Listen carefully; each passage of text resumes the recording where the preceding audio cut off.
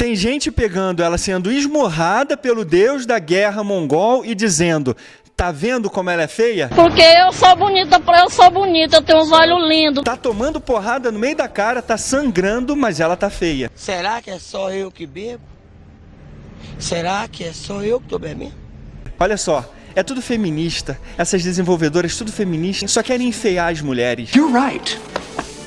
Então sim, galera, tem muita gente sendo desonesta flagrantemente só pra hypar a opinião pública. A Laufey não é a mulher mais linda do mundo, pelo amor de Deus. Nem essa atriz é a mulher mais linda do mundo. Mas dentro de um contexto que ela já acorda no outro mundo, queimada, apavorada e sendo esmurrada no meio da cara por monstros, a equipe fez um trabalho muito convincente em mesclar a beleza dela dentro desse contexto brutal. Yeah, right. A Laufey é bonita, ela tem um corpo bonito e atlético. Really? Galera, eu tô cagando pra Santa Mônica. Se essa empresa desaparecer amanhã, eu não poderia ligar menos.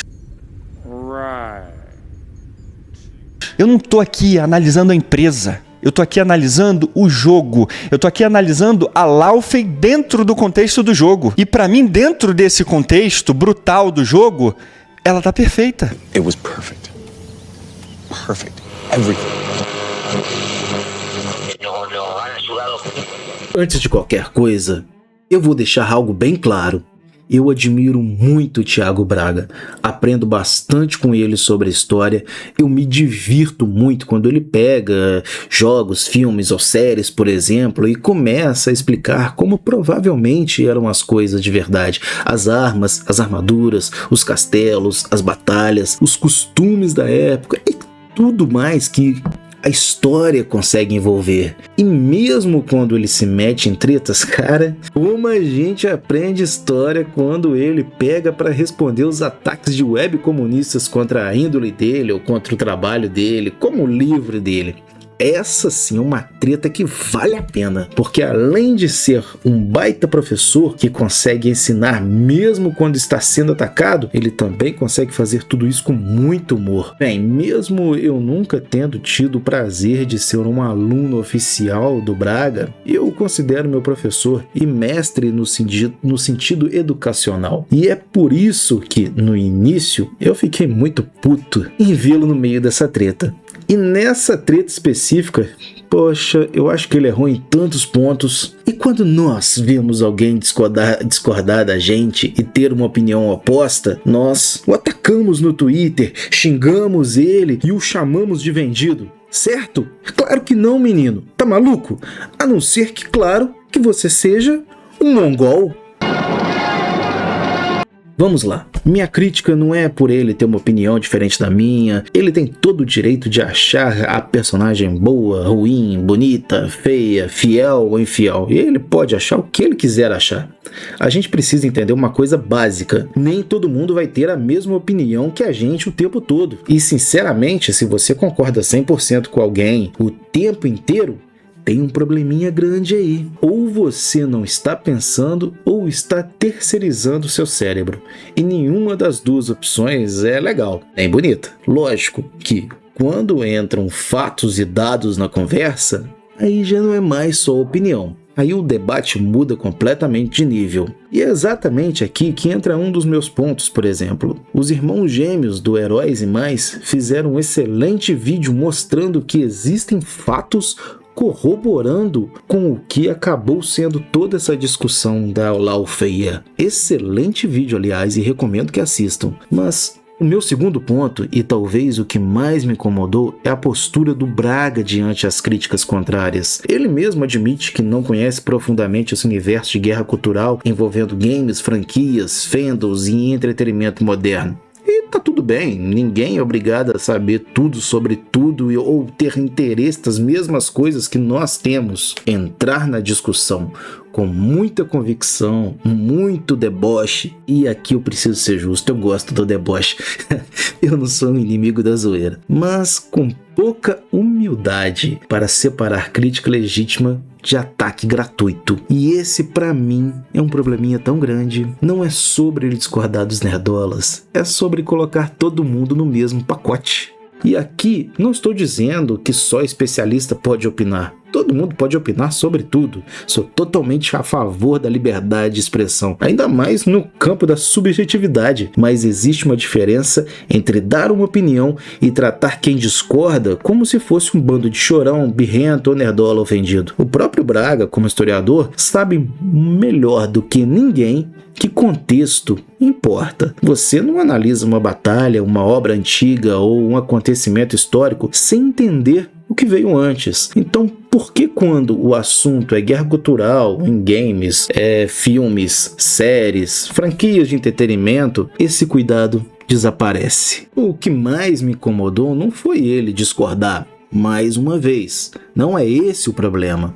Foi a forma como ele colocou muita gente no mesmo pacote desde o primeiro vídeo. Sim, havia gente xingando. Sim, havia gente exagerando. Sim, havia comentário burro, porque na internet é o que mais tem e ela nunca decepciona nesse quesito. Mas também havia gente fazendo críticas legítimas. Havia gente argumentando sobre adaptação, design de personagem, coerência com a franquia, recepção do público, a própria guerra cultural e os desgastes das marcas de games no meio disso tudo. Quando ele trata tudo isso como mimimi de nerdola, ele não está respondendo aos melhores argumentos. Ele está respondendo à caricatura mais fácil de bater. E aí fica fácil vencer qualquer debate. Você escolhe o pior comentário, coloca como se representasse todo mundo e depois bate nele como se tivesse refutado o grupo inteiro. Bem, vou usar um exemplo que eu observei recentemente. Eu vi um vídeo, não me lembro, um post da Tabata Amaral em que ela expõe meia dúzia de comentários horríveis feitos sabe-se lá onde sobre o caso da menina do bang jump que foi lançada sem a corda. Ela usa esses comentários para construir uma narrativa de que aquilo representa um comportamento geral, como se meia dúzia de comentários nojentos fossem prova suficiente para enquadrar todo um grupo ou justificar uma conclusão maior. Ela utiliza exatamente isso para tentar justificar a lei da misoginia. E é exatamente esse tipo de coisa que me incomoda aqui, porque comentário horrível sempre vai existir. A internet é uma fábrica de chorume funcionando em escala industrial. Se você quiser achar comentário burro, cruel ou absurdo, você acha em qualquer assunto, desde política a um post do Roblox. O problema é pegar o pior comentário possível e usar aquilo como se representasse todo mundo que discorda de você. Pode ser que ele não tenha essa intenção, pode ser que ele não queria fazer dessa forma, mas para mim é como eu me senti observando todo o vídeo dele. Eu presto atenção às aulas e em vez de separar eu que sento na frente da turma do fundão, o professor deu sermão na sala inteira. Em vez de separar quem estava atacando de quem estava criticando com argumento, ele colocou tudo dentro do mesmo pacote. Nerdola chorão, birrento, ofendido, gente que reclama de tudo e tem mulher feia. Tá certo que nós somos chorões, birrentos, reclamamos de tudo, mas isso não quer dizer que nossas mulheres são feias. Tá aí uma foto minha com a minha mulher, e é minha mulher sim, 100% real. Não é uma foto de PNG feita no Paint não, hein? E pois quem te garante e te afirma que eu não tive uma experiência lá Looney Tunes? Mas vamos lá, se alguém te xinga e ofende, essa pessoa aí já perdeu o argumento. Mas se alguém levanta um ponto legítimo sobre a franquia, adaptação, estética e guerra cultural, aí você precisa responder o argumento. Não adianta pegar o pior comentário da internet, espancar ele no vídeo e fingir que refutou todo mundo. Mais uma vez, pode ser que havia muitos comentários neste tom, ok? Mas querer colocar todo mundo no mesmo pacote de uns 4% barulhento, eu não acho correto. Ah, André, mas ele não fez isso. E olhando os números e o engajamento do meu vídeo, eu fico feliz de ver que nerdolas chatos são a minoria do meu público. 29 mil likes e só 2 mil dislikes. Isso mesmo com todo chororô contra o meu vídeo. É bom que todo mundo vê que é sempre só uma minoria pirracenta que resmunga do vídeo dos outros e dos joguinhos dos outros. São mais de 93% de likes no meu vídeo. A maioria entendeu meu sarcasmo, minhas zoações e meu humor. E que eu não ofendi ninguém. Só se ofendeu quem tem coraçãozinho frágil e não aguenta a zoação. Outro ponto importante. O fato de uma obra ter dono legal não apaga o vínculo do fã com ela. Claro que God of War pertence a uma empresa. Claro que quem decide oficialmente o rumo da franquia são os donos da marca. Mas isso não significa que o fã precisa ficar calado quando vê algo que ama sendo transformado em algo que ele não reconhece mais. Fã reclama porque se importa, porque cresceu com aquilo, porque gastou tempo, dinheiro, emoção e memória naquela obra. E aqui entra uma questão que para mim é muito importante. A impressão que eu tenho é que o Braga só se importa quando mexem com algo ligado diretamente à história. Quando é videogame, filme, série, livro de fantasia ou qualquer obra ficcional moderna, parece que para ele não faz diferença. E tudo bem, ele tem o direito de não se importar. Mas aí eu levanto uma questão. Na minha humilde opinião de não historiador, cultura não é importante para a história? Povos não foram mobilizados por cultura? Povos não foram moldados por mitos, símbolos, religiões, histórias, cantos, poemas, livros e narrativas? A cultura não levou povos inteiros a construir a sua visão de mundo e, no fim das contas, escrever a sua própria história? Então, por que com a cultura recente seria diferente? Só porque ainda não entrou nos livros de história? Só porque ainda está perto demais da gente? O Braga defende a Odisseia e eu entendo perfeitamente. A Odisseia é uma obra cultural gigantesca com valor histórico absurdo que fazia parte do imaginário daquele povo. Aquilo não era só uma historinha qualquer, como ele já deixou muito claro nos seus vídeos. Era uma obra que ajudava a formar visão de mundo, valores, identidade e memória. Hoje podemos tratar aquilo como ficção ou literatura clássica, mas isso não apaga o peso cultural que aquela obra teve para aquelas pessoas. Então, por que uma obra moderna não pode ter também esse peso para o público dela? Não estou dizendo que God of War tem o mesmo tamanho histórico da Odisseia. Calma, respira aí, professor. Não precisa tirar a espada das costas. O ponto não é esse. O ponto é que obras modernas também criam vínculo cultural, memória afetiva e identidade para muita gente. Star Wars fez isso, Senhor dos Anéis fez isso, God of War fez isso, Harry Potter fez isso, várias franquias modernas fizeram isso. E aí vem o argumento: mas o Nolan modificar toda a Odisseia, o livro original continua intacto. Sim, continua. E com God of War também acontece algo parecido. As minhas memórias com aquele jogo continuam intactas. O God of War que eu joguei continua existindo. Eu posso revisitar aquela obra quando eu quiser, mas isso não significa que eu não possa reclamar quando uma continuação, adaptação ou uma nova versão pega algo que eu amo e leva para um caminho que eu considero ruim. Até porque, se o argumento fosse simplesmente a obra original continua lá, então ninguém poderia reclamar de adaptação nenhuma, nem da Odisseia, nem do Tolkien, nem de Star Wars, nem de God of War, nem de nada. Mas a gente reclama porque se importa, e no fim, pouco importa se estamos falando da Bíblia, da Odisseia, de God of War ou de um brinquedo que ganha vida quando viramos as costas. Paixão é paixão. Um artista pode se apaixonar por um rabisco na parede, enquanto um historiador pode se emocionar diante de uma pedra sobreposta a outras ruínas. E um fã pode carregar por anos uma memória profunda de uma obra que marcou sua vida. O valor de uma obra não está apenas em quem é dono dela, mas também no que ela despertou em quem a viveu. Então sim, a empresa é dona legal da marca, mas ela não é dona da memória afetiva do público. E o público pode reclamar de tudo que o incomoda. Não tem problema nisso. E quando você despreza tudo isso dizendo que é só mimimi, birra e choro de nerdola, você não está apenas discordando de uma crítica, você está diminuindo o vínculo real que muita gente tem com aquela obra. Cara, o primeiro videogame que eu tive foi um Master System e eu só tive o Sonic para jogar, que vinha instalados na memória. Logo depois, eu tive um Super Nintendo. Na verdade, minha irmã que tinha o Super Nintendo e eu só jogava quando eu ia na casa dela. E logo depois, eu tive um PlayStation 1. Depois, troquei por um Nintendo 64 para jogar Mario. Mais tarde, eu vendi o Nintendo 64 para construir um açude e criar peixe. Sim, eu tinha 12 anos quando eu fiz isso. Depois disso, fiquei muito muito tempo sem console. Não tinha dinheiro para comprar um e só fui ter contato com God of War quando comprei um PlayStation 2 que durou na minha mão por um mês. Eu joguei God of War de forma absurda, fiquei apaixonado pelo jogo, mas tive que devolver o PlayStation 2 porque eu não tive dinheiro para pagar o restante do videogame. Anos depois, eu comprei um PC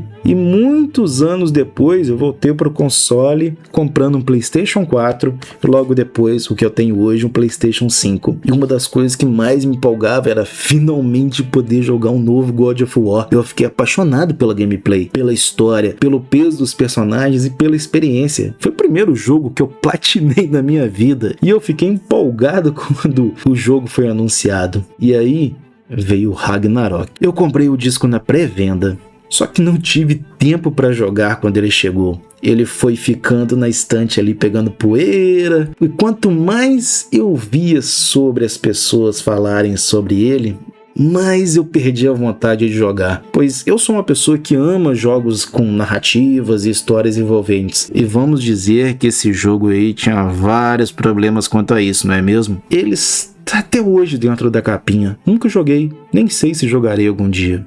Enfim, estes são alguns comentários que fiz. Admito que em alguns deles eu estava extremamente chateado com o professor. Cheguei até a comentar em um post dele de forma mais provocativa, pedindo para ele então responder os argumentos do Giga. Mas que se exploda, né? Quem é que tem tempo para ver as séries do Giga? Fora um monte de fillers. Mas para mim o curioso é que muita gente age como se qualquer crítica ao professor fosse uma traição. Internet, né? Mas admirar alguém não significa concordar com tudo que essa pessoa diz. Na vida adulta, você pode respeitar uma pessoa, aprender com ela e ainda dizer: eu discordo de você, sem ficar dando chilique. Outro ponto icônico é que, no primeiro vídeo, ele critica Asmongold como alguém que estaria indo com a manada, pegando um assunto pelo hype. Só que, nessa situação, dá pra dizer que ele fez algo parecido. Ele pegou uma treta que estava em alta, entrou no debate com deboche e acrescentou pouco ao ponto central da discussão. E olha, se é pra monetizar em cima e ganhar tipo dinheiro,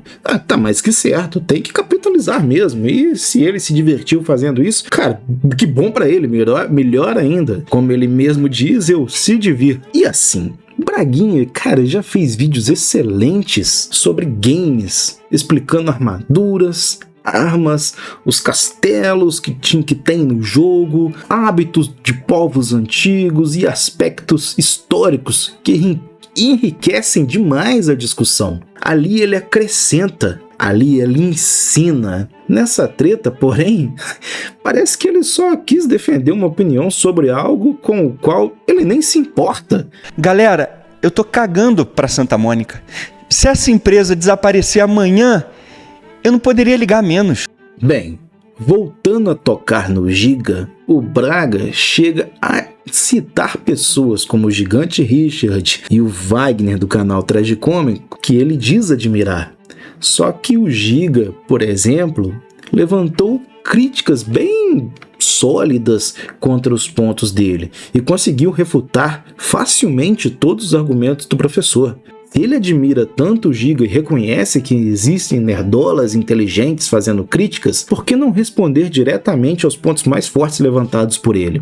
O que parece acontecer é outra coisa. Ele mira em criadores menores, comentários aleatórios ou argumentos mais frágeis, e aí fica a impressão de que ele escolheu os adversários mais convenientes. Isso não é enfrentar um melhor argumento do outro lado, é escolher a versão mais fácil de derrubar. E isso é algo que me deixa muito incomodado com toda essa história. Quando Braga entra em tretas com webcomunistas, eu normalmente acho ótimo, principalmente porque é engraçado e eu não sou o alvo, porque ali ele costuma, na verdade ele não costuma, ele domina o assunto. Ele responde ataques contra o trabalho dele, contra o livro dele, contra a índole dele, e no processo ele ensina história.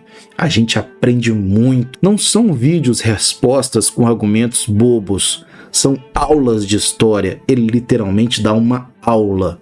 Mas nessa treta aqui foi diferente. Enquanto isso, gente como Giga, Wagner e outros criadores trouxeram pontos mais relevantes sobre a franquia, o público, a adaptação, a guerra cultural e a recepção dos fãs.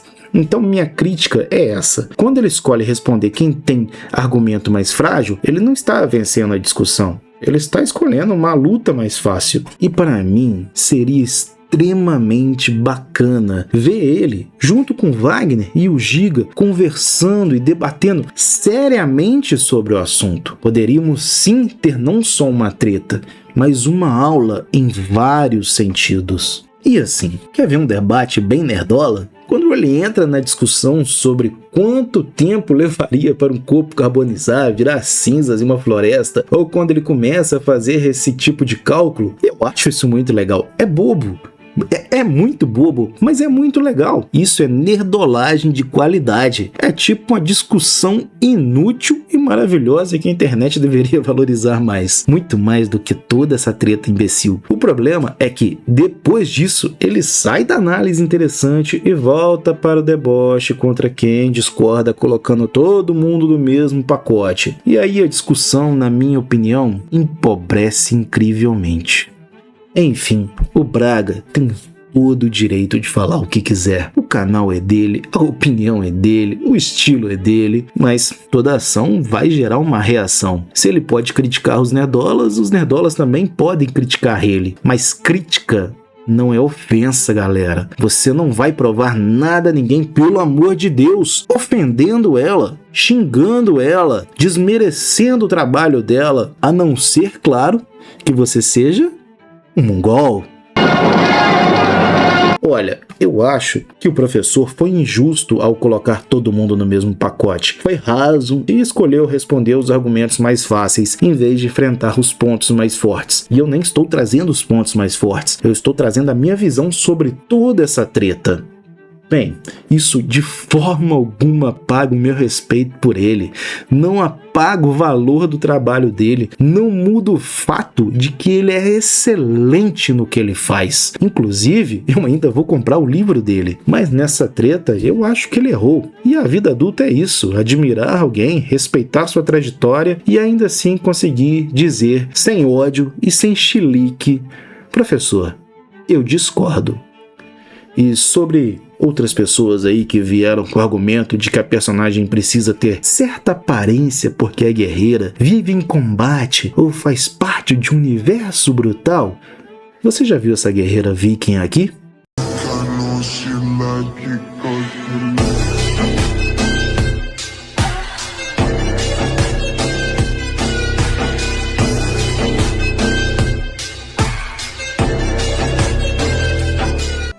Vocês têm que parar com essas reclamações aí.